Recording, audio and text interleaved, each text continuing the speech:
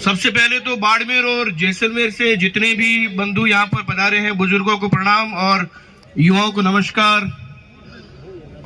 हालांकि मैं पेशे से पत्रकार हूं, इसलिए मंच पे बोलना मेरे काम में थोड़ा सूट नहीं होता, लेकिन मुद्दा चूंकि कहीं ना कहीं मुझसे भी जुड़ा हुआ है ये ST/SC एक्ट, इसलिए आज मैं अपने आप को रोक नहीं पाया। बंधुओं, एक बात बताइए कि आपके आसपास, मैं भी गांव में रहता हूं, आपके आसपास भी दलित रहते थे, आपके स्कूल में पढ़ते थे। मैंने तो मेरे जन्म 87 में मैंने कभी किसी के साथ ना तो भेदभाव होते देखा, ना भेदभाव कहीं होता है जितना ये बताते हैं। बावजूद इसके कुछ लोग सिर्फ इस एक्ट के आड़ में प्रताड़ित करने और तथाकथित रूप से ये कहने की आजादी से पहले हमारे पे खूब अत्याचार हुआ, तो अब शायद वो इसका बदला ले रहे हैं। मैं वर्ष 2018 की बात पे आना चाहूंगा कि मेरी 7 पीढ़ी में कोई बिहार नहीं गया। मेरी 7 पीढ़ी में कोई बिहार नहीं गया और इस ST/SC एक्ट ने मुझे वहां पर 6,500-7 हजार सेंट्रल जेल बेहूर के कैदियों के बीच में रखा। और जब मैं वहां से बाहर निकला तो मैंने संविधान को सलाम किया कि ऐसा संविधान भगवान किसी दुश्मन देश में भी न दे जहां पर बेकसूर आदमी को जेल डाला जाता है। सारे राजनेता वोट बैंक के लिए बिल्ली की तरह अपनी आंखें मूंद सकते हैं, लेकिन ये बात वो ना भूले कि अगर इसी तरीके से मिसाल बनती गई ST/SC एक्ट के तहत जो प्रताड़ना, तो आप भी कभी बचेंगे नहीं। ये लिख के ले लीजिए। आप अगर ये सोचते हैं कि आज अगर हमारे बोलने से हमारा वोट बैंक खराब होता है तो आपके ऊपर लानत है, क्योंकि आने वाली पीढ़ियों को आप बर्बाद कर रहे हैं। हमारी पीढ़ियां आपको कोसेगी कि आप जब बोलने वाले ओहदे पर थे तब आप खामोश रहे, और इस खामोशी की वजह से आने वाली पीढ़ियां दब दब के रहने को मजबूर है।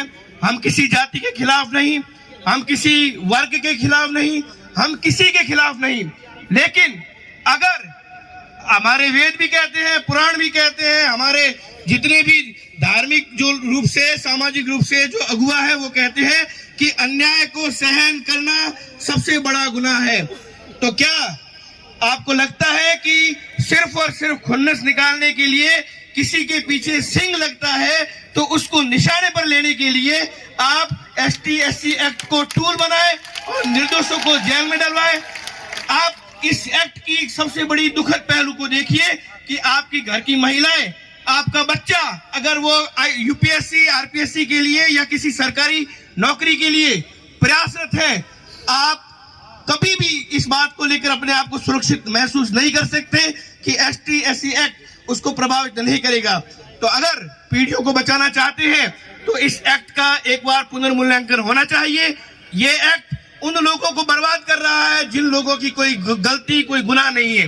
तो मैंने पहले भी निवेदन किया कि इस ST/SC एक्ट ने आज से करीब 6 साल पहले 2018 में, मैं इस मंच से कहना चाहूंगा कर्नल मानवेंद्र सिंह जी का बहुत बहुत धन्यवाद। एक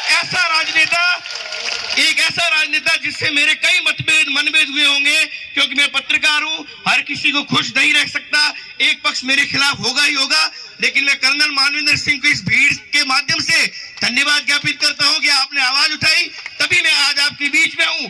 वरना इसको टूल बनाने वाले लोगों ने मेरी हत्या की पूरी साजिश कर दी थी। मेरे को बिहार जेल से अगर वो बचा के लाए, और सर्व समाज के लोग जो मेरे जेल जाने के बाद इस कलेक्ट्रेट के आगे या धूप पर आंदोलन कर रहे थे, वो 6 साल पुरानी बात आज भी है। आंदोलन आज भी आपको करने पड़ रहे हैं, लेकिन भविष्य में आपको आंदोलन नहीं करने पड़े, इसलिए आवाज को बुलंद करिए, कहिए कि हम न्याय के साथ हैं, लेकिन अन्याय का विरोध हम करेंगे। अगर नहीं करेंगे तो हमारी पीढ़ियां हमें कोसेगी, और आज का आपका राजनीतिक भविष्य बचाने के लिए आप भविष्य को बर्बाद नहीं कर सकते।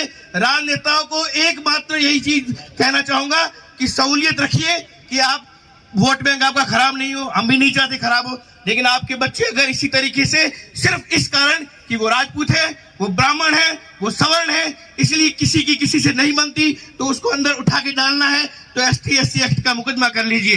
क्या नरक जैसी यातनाएं दे रहे हैं। संविधान लोकतांत्रिक मुल्क की दुहाई देते देते आज हम किस मोड़ पे खड़े हैं।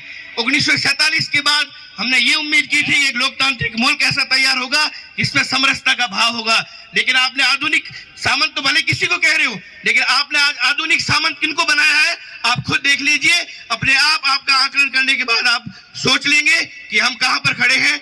आपसे निवेदन है कि इस आषाढ़ी प्रकरण के अंदर मैं भी लगातार मोर्चे की कवरेज करता रहा हूं, सबकी संवेदना उस परिवार के साथ है, लेकिन कोई भी व्यक्ति किसी भी तरीके से बेवजह परेशान न हो। जेल की सलाखें अपराधियों के लिए होती है, आम जनता उससे प्रताड़ित ना हो, इसलिए बैठकर एक निर्णय लें, भविष्य में इसकी पुनरावृत्ति ना हो, कोई भी व्यक्ति बेवजह जेल नहीं जाए। अगर कोई गलती करता है तो वो कानून अपने हिसाब से उसको सजा दे, लेकिन भीड़ तंत्र के रूप में आप कहीं पर भी अपनी अदालत खोल दो और वहां पर कह दो कि इसको एपीओ कर दो, इसको जेल में डाल दो, तो ये लोकतांत्रिक मूल्य में अन्याय है और अन्याय है। आज नहीं बोले तो कल रोगे, ये लिख के ले लीजिए। आपने मुझे मंच दिया, आपका बहुत धन्यवाद।